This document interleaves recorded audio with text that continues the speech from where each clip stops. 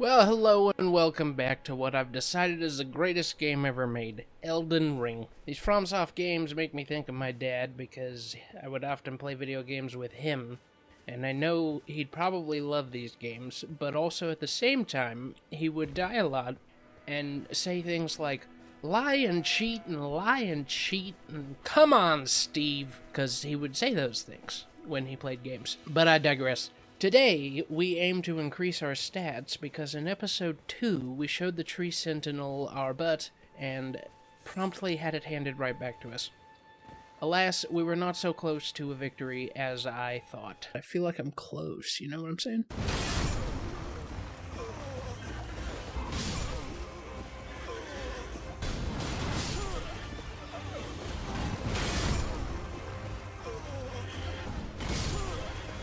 So, we ran so far away, EA. Then we talked to Malenia, and she gave us a horse goat specter. I bequeath to you this ring. Then we rode a steed. So far away, EA. We got away straight to more death. First by cliff, and then by cliff bottom catacombs.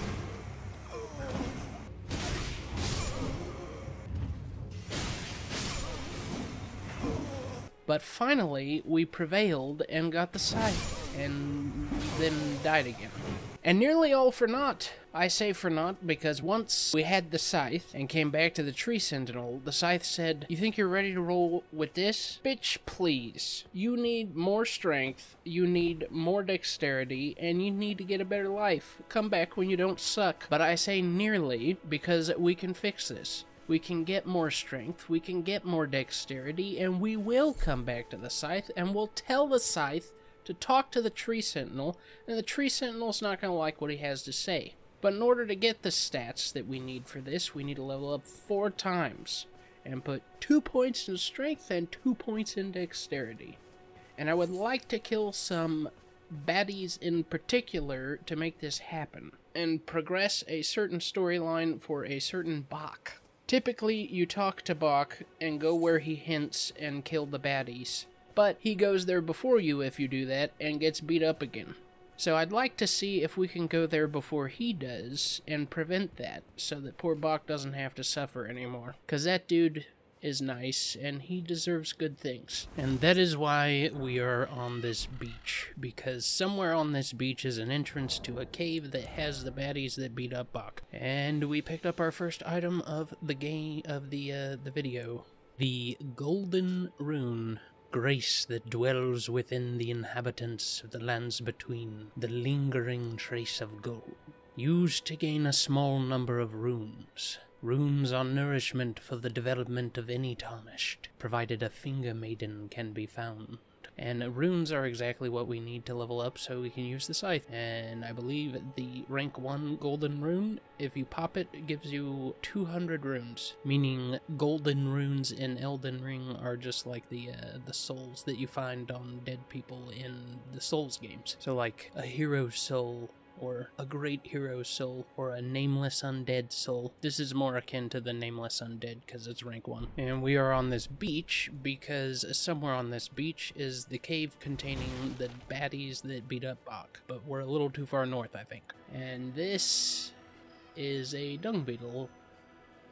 The dung beetles are the treasure goblins of this game, and some of them are invisible. But the invisible ones leave this glowing trail, and they always follow exactly the same path. So if you just stay in one spot where you saw them path, you can get them.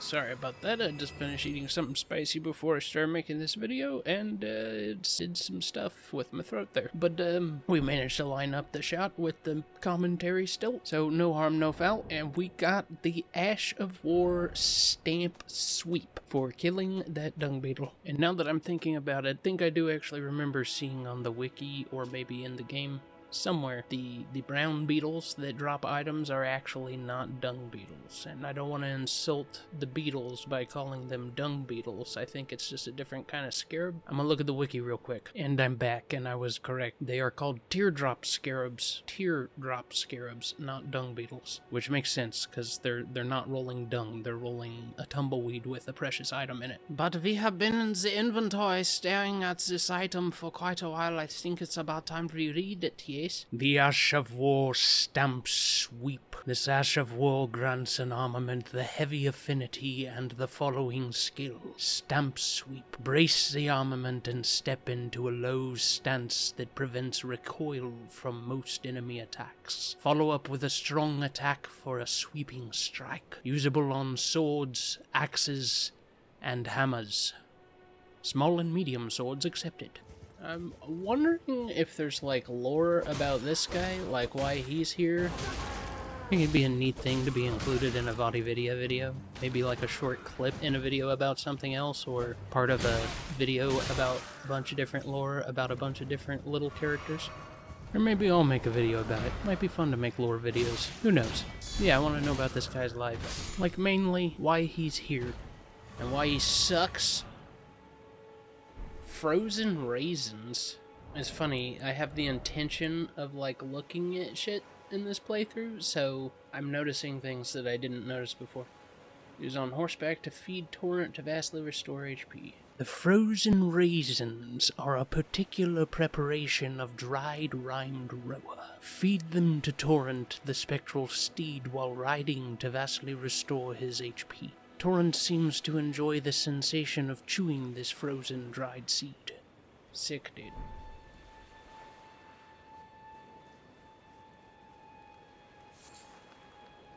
Strip of white flesh and a smoldering butterfly. Thin strips of flesh taken from a bloodless creature. The dried meat toughens the constitution, boosting resistance. It's known for its long-lasting effect.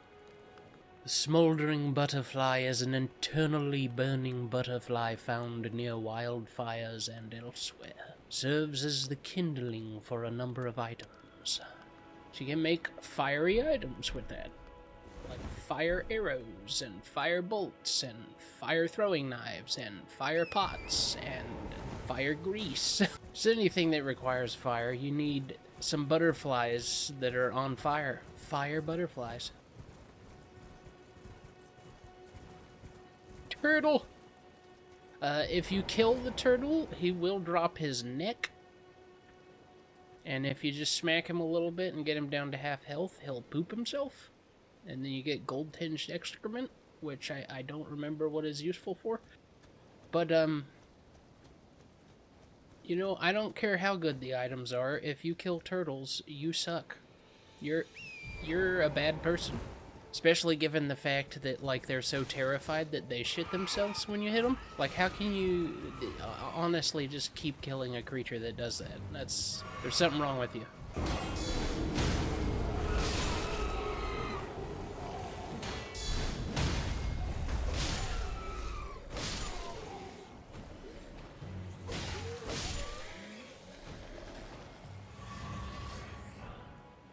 Glass shard.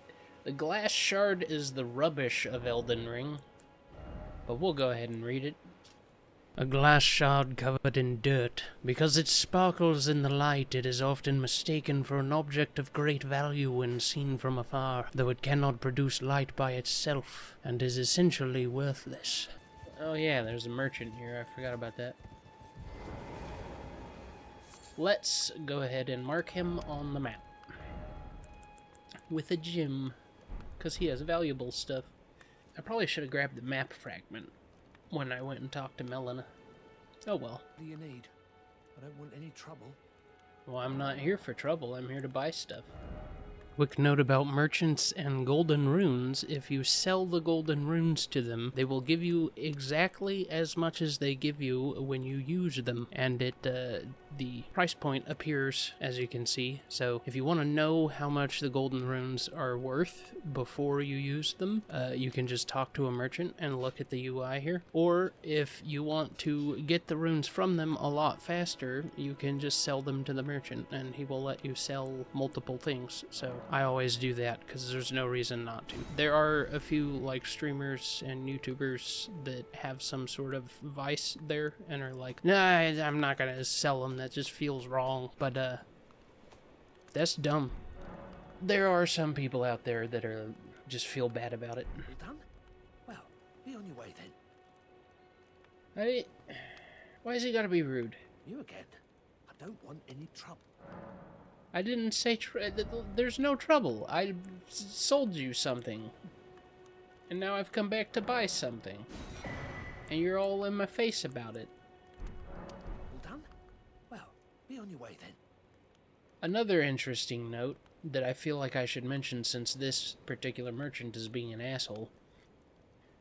You can kill them, and then they'll drop an item called a bell bearing that you can trade to an NPC later in the game in the central hub called the Twin Maiden Husk. And then she will sell all of the items that the merchant sells, and you can do that with every merchant so that all your items are in a single location. But if you're going to do it to any of them, do it to these guys, the ones that act like this, because there's a few of them. And there's one that's even ruder, if I remember right, like tells you to go away or something. I don't know. But yeah, like wait, somebody sees you once every 10 years and you're going to act like that? Piss off. And now I'm just like wandering aimlessly. I'm trying to remember where this cave is. Oh, okay. I know where it is. Because that cave over there on that island is the exit.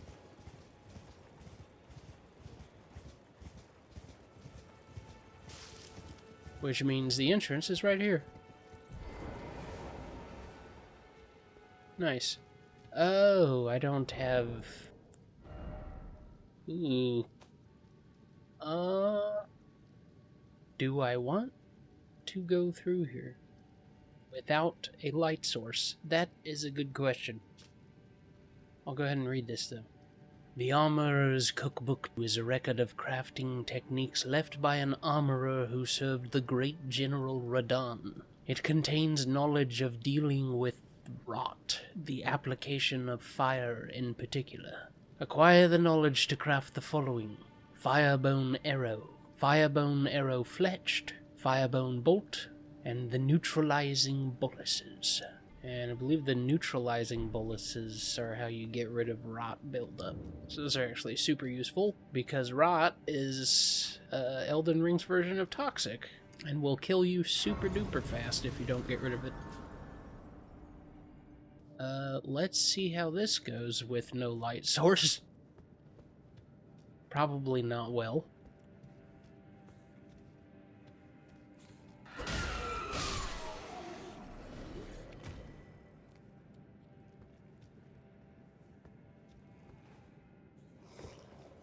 I'm just gonna run. We'll read that in a bit.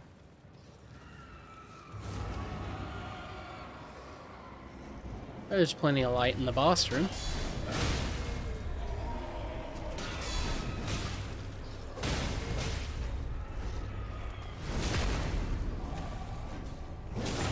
Well, this is going well.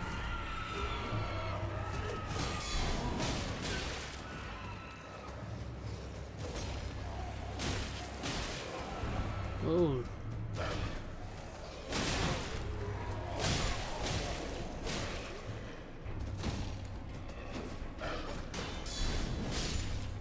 Nice.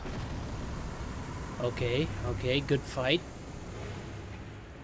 Let's get the other one.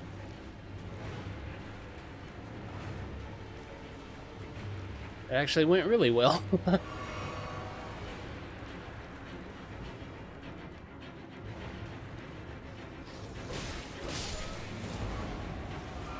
Oh, jeez. What just happened?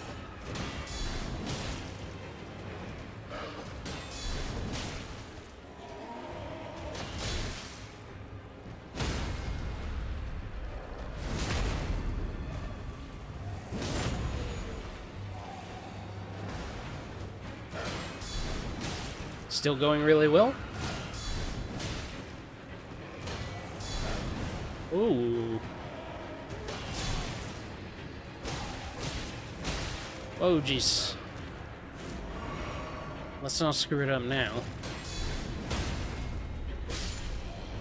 Cool. Tailoring tools and the sewing needle.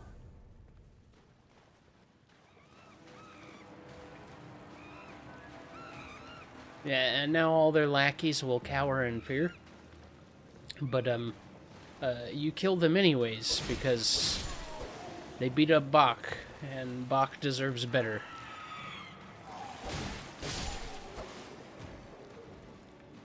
And then they're like, oh, he doesn't care that we're cowering in fear, therefore I'm not afraid. Because apparently that's how fear works. Or maybe they're just pretending. Who knows? The land octopus ovary is a puffy, milky white ovary of a land octopus. Land octopuses eat humans in order to bear young, and theirs is the blood that runs through these ovaries. And, those giant tentacle-y things with the beaks were the land octopuses. Why are they not called octopi? This is so weird. Like, I know in real life they're not called octopi, and that's the part I'm saying is weird. Like, why is it octopuses? Why is it colossi, cacti, octopuses? What's happening? I don't know. Anyways, tailoring tools are a portable set of tailoring tools enabling armor alterations at sites of grace. The sewing needle is a large sewing needle curved like a fang. Bach the Demi-Human's prized possession. And now we need to go find Bach. Did a grace appear in the middle of the boss room? Sometimes that happens. No. I've never paid attention to whether or not that happened in here, because the things in here are so easy to kill, there's not really a reason to rest after the fight. Might be eating my words here pretty soon. Cave moss. I want to say, just as a quick aside, the video is not dark right now. The game literally just punishes you this much for not having a light source in a dark spot, which I think is awesome. You can leave. There's a different exit, and I want to take it because there's an important shrine to visit when you take this path.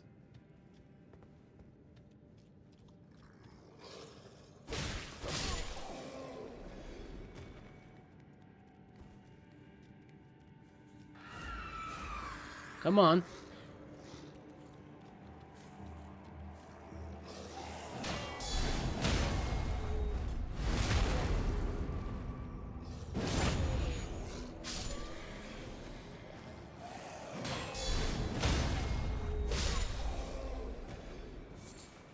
Smoldering butterfly. And he dropped the rickety shield. I was wondering if you could get that shield. Some of the Soul games have a just horrible shield that there's no point in using, and some of them don't. I prefer it when they do. I just like the attention to detail. Like, here's a ridiculously shitty shield that people use sometimes. A rickety shield is a creaky old wooden shield, circular in shape, roughly reinforced with vines. There are countless other shields available of better make. This piece of scrap isn't worth the effort of equipping. Not worth the effort of equipping. What are the stats on it? I didn't look at that. 61 physical defense. Okay, 37 guard boost. Requires 8 strength to wield, and that's it. I think there's only like 1 or 2 starting classes that wouldn't be able to do that. The cave moss. Cave moss is faintly luminescent moss that grows in dark caves, a fundamental ingredient for medicinal boluses. Light! We made it out of the cave! And crabs! Leaf flowers, always good.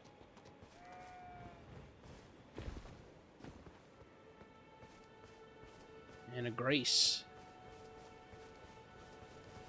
Have ourselves a little rest. Do we have enough for a level? Oh! Hello, Malenia. Forgive me. I've been testing you to determine if the Elden Ring would truly have you, if you had the mettle to endure this long and arduous path. It seems my worries were unfounded. Torrent had your measure from the very start, whereas I merely pretended. There is but one other thing I can do to offer you guidance. I can take you to the Roundtable Hold, gathering place of tarnished champions, guided by grace.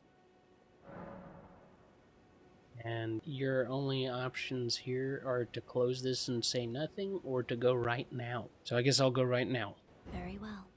Let my hand rest upon you for but a moment.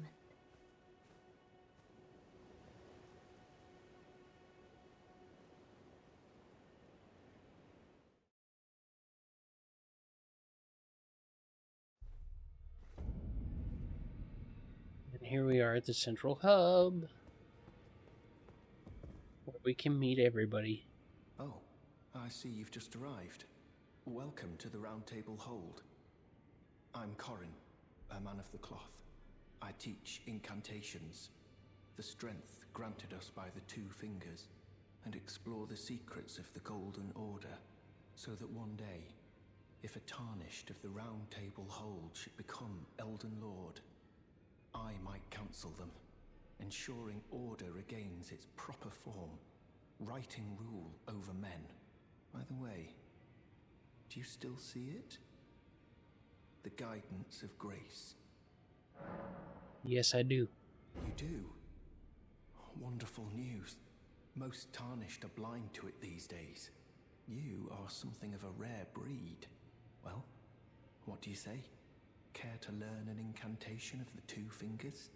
So Corin is a priest that will teach you incantations.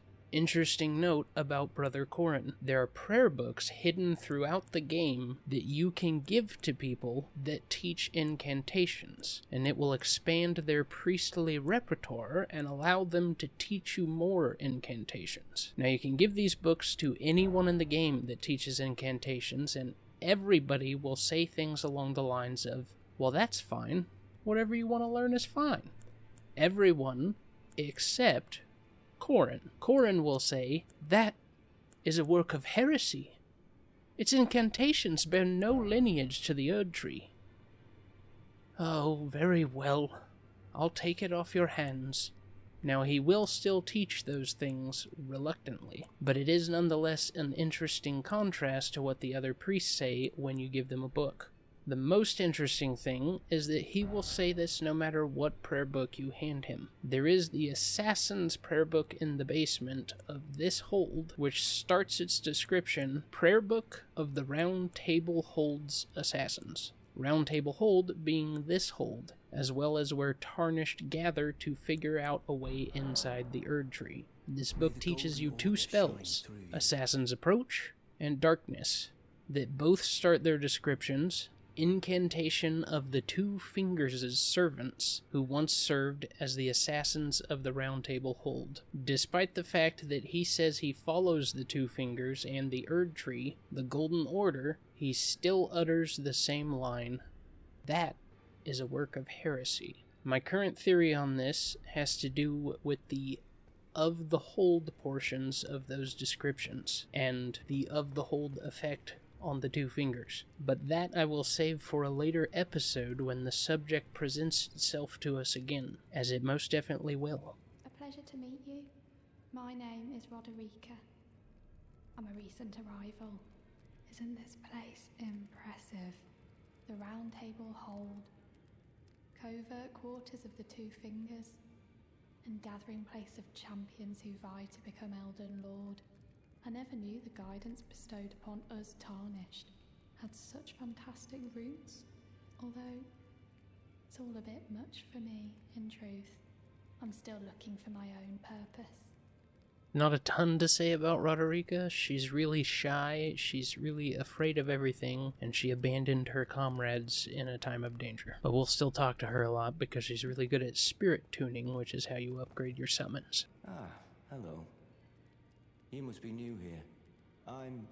Well, just call me Dialos. The honor of one's house holds little import in these lands. By the way, have you met a young woman named Malenia on your travels? I've not. She's my servant, but fickle as the wind. Take your eyes off her for but a moment and she's good as gone. If you find her, please be sure to tell me. Well, that would explain why I haven't seen her, because I haven't laid my eyes on her at all. Be sure to tell me if you meet a young woman named Malenia. She's a servant to my house. She's been my companion since childhood. I've lost count of the number of times I've had to find her like this. Honestly, she's such a little tomboy. Literally all I know of Diallo so far is that he's looking for his servant. That's pretty much it. I do know one thing that happens later, but it's kind of a big spoiler, so maybe we'll save that. Now we're gonna go talk to the woman that will be the star of the show for our character as far as NPCs go. Greetings, great champion called by grace. I am Fia. Circumstances have compelled my stay at the Roundtable Hold. Great champion, would you allow me to hold you? But briefly, perhaps you might share with me some of your lively vigor and your stout-heartedness. Doing so will grant me the warmth of a champion, and you, I am sure, will bear a Baldakin's blessing. Do you think it vulgar, perhaps? Where I come from, it is a sacred act.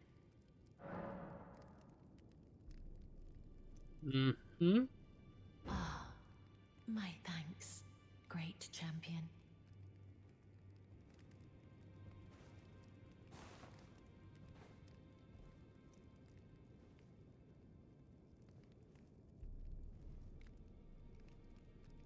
You are very warm. Yeah, it's because of all the fighting. My muscles are swole. What you felt light up inside you was a Baldakin's blessing. Though it is but a fleeting thing, I am afraid. Come back to me, should you require another. I will take you in my arms as often as you need.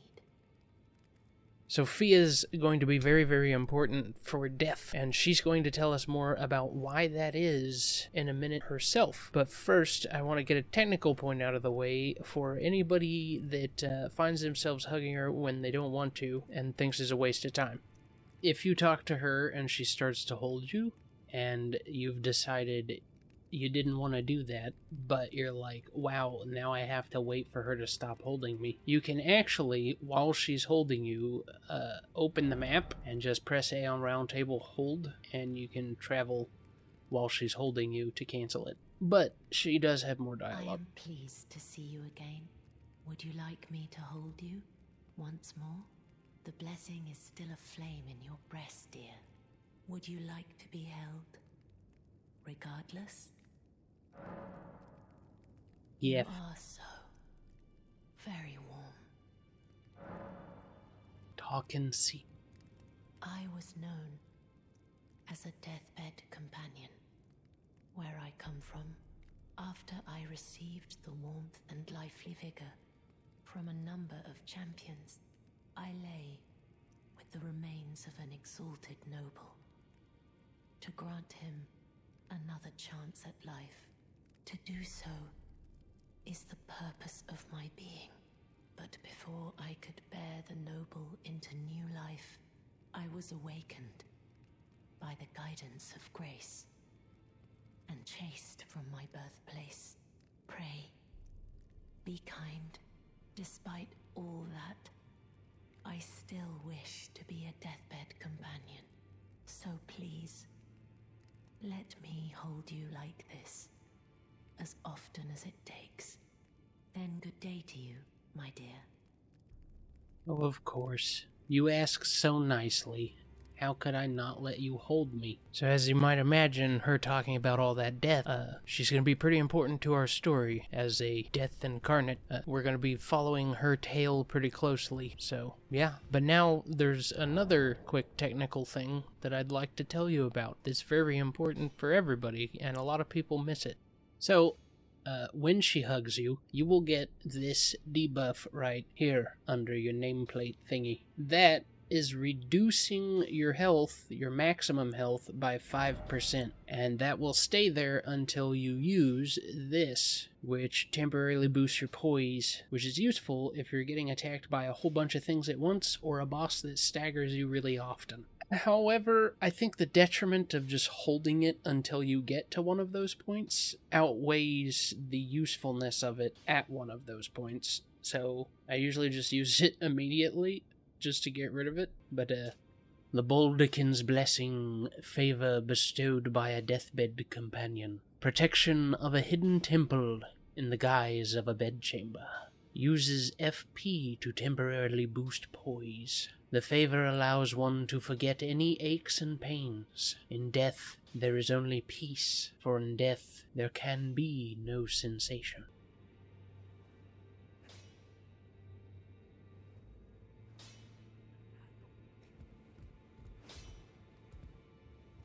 You're a new face.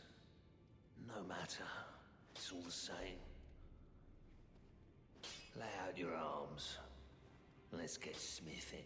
So you may have noticed that the buff is already worn off. So it lasts about 10 seconds, and the debuff stays until it wears off. So the exchange is, you fight trash for an hour or two with a 5% health debuff, and then as a reward, you get to fight the boss with a 5% health debuff and a little bit extra poise for about 10 seconds. And I'm just like, I'll pass. But thanks. So this is the blacksmith. She's crestfallen and can scarcely swing a blade, but she has a gift for spirit tuning. I saw another one like her long ago. Their eyes share the same hue.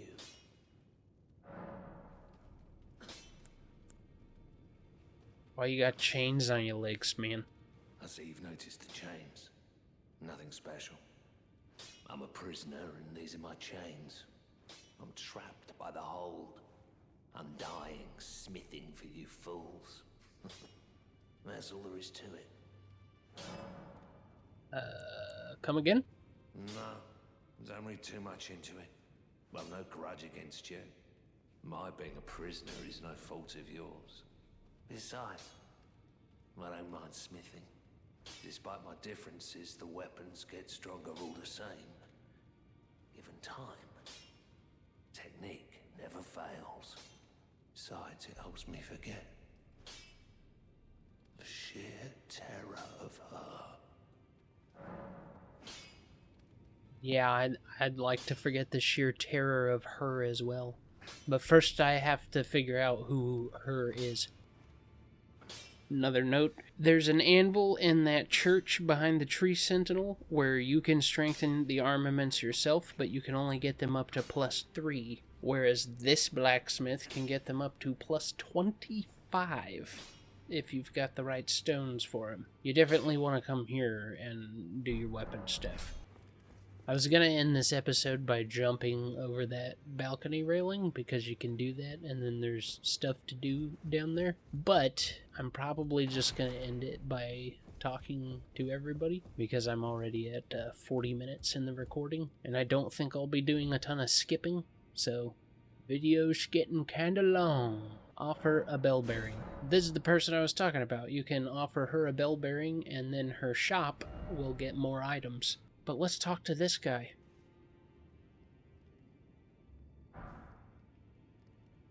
What do you want? I just want to be cool like you, man.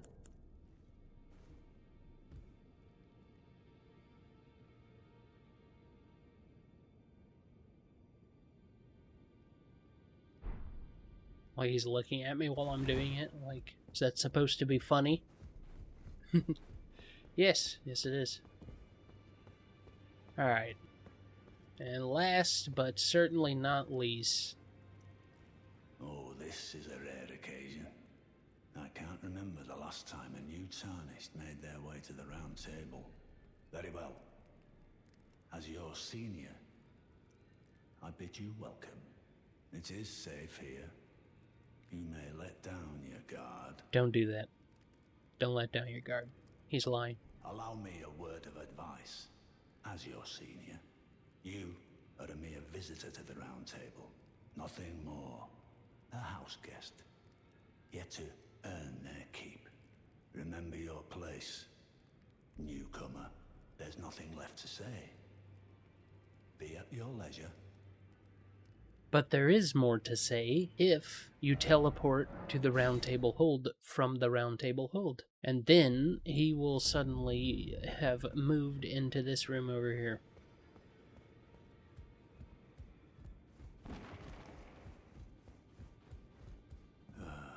What do you need? I have little time to spare. What do you mean, house guest? Oh, are you aggrieved at the notion you are but a visitant here? A bit. Then you would do well to remember the first words of grace given to you. Stand before the Elden Ring and become the Elden Lord. If those words held any meaning to you, follow the guidance of grace. Lay low the shard bearers and claim for yourself a great rune. Do so, and the doors to the Round Table's inner chamber will open, and you will receive the wisdom of the Two Fingers. Okay, man. Like, I don't see anybody else here with a great rune. I don't hear about anybody else here that laid low the shard bearers, and I don't see that door opening for anyone else. Looks pretty fucking shut for everybody to me. So I don't know where your attitude's coming from, Ser Gideon Ofnir, the all-knowing. If you were all-knowing, you'd know how to open that door. Like, I didn't even say anything. Like, he assumed that I was offended. I was a little bit offended, but I wasn't gonna say anything about it. He's the one that brought it up. What was he bringing it up for? God, pretentious jackass. Like, imagine being so pretentious that you name yourself the all-knowing. Unbelievable. This guy's voice lines are spot on, though. The voice actor did an awesome job. Like, Ser Gideon Ofnir is pissing me off, but Joe McGann, you're doing great. And now, I think we'll conclude this video by getting Roderica and Hugh to get to know each other a little better. In like a father-daughter type relationship. Get your heads out of the gutter. A pleasure to see you. Thank goodness you're safe. I'm still looking for my own purpose. It's not easy by any means, but it's what I must do. You know that Master Hugh over there says he thinks you have a knack for spirit tuning. You're telling me I possess some kind of gift? I don't believe you. But if I do have this talent, and goodness knows it would be my first, I suppose I should try to hone it, shouldn't I? I'll ask Master Hugh to teach me. Certainly he does appear intimidating and holds no love for us Tarnished. But I know he's trapped here at the Roundtable Hold. So, I can tell. He's a gentle soul underneath it all. If I do have a talent for spirit tuning, and goodness, I suppose I should try to hone it, shouldn't I? I'll ask Master. Yes. You should try to hone skills. Well, where have you been? I took you for dead. No matter, it's all the I same. literally just How's your teleported arms, then? one room away from you. The girl. What about her? Would you watch over her? Are you out of your mind? Who'd stay with an ugly brute who only knows how to smith? Absurd. Besides, she'd never agree to it. Well, that's where you're wrong, you see. I'm just a messenger. She actually came up with the idea. I refuse to believe it. I don't doubt you, but I know when something's too good to be true. You guys are perfect for each other. You're both completely fucking hopeless socially. I mean, you're both very kind souls. you'll get along great. And then if I teleport again, they should be in the same room together. Good to see you again.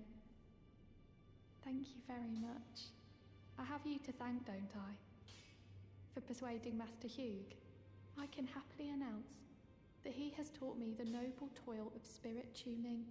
I'm as yet unsure of what I might be able to accomplish, but if I might be able to help you all, I'd certainly like to try. And if there's any chance to ease the suffering of my dear men who were grafted, well, I certainly must try. Roderica, the Spirit Tune Apprentice. Pleased to make your acquaintance. The pleasure is all mine, Roderica.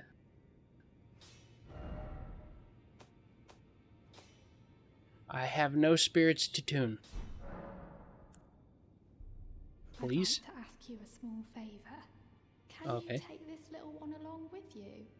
They can't be summoned here, but the spirits look rather fondly upon you.